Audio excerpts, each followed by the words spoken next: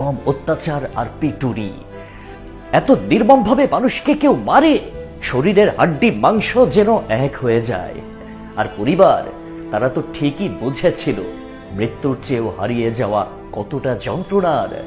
বছরের পর বছর সন্তানের কোনো খোঁজ খবর পাননি পিতামাতা।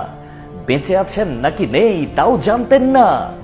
মা বাবারা প্রতি মুহূর্ত সন্তানের ফিরে আসার স্বপ্ন দেখতেন। মারা গেছে শুনলেও অন্তত মনকে সান্ত্বনা দিতে পারতেন। আরেক বন্দির বর্ণনায় শোনা যায়, গুমে থাকতে 3 বেলায় দুর্গন্ধযুক্ত বাটিতে পচা খাবার দেয়া হতো। বন্দিরা খেতে না পারলেও দিনের পর দিন এই খাবার দেয়া হতো। একটা সময় তারা সেসব খেতেই বাধ্য হতো। মাঝে মাঝে রুটি দিত, সেই রুটিও মনে হতো কেমিক্যাল মেশানো।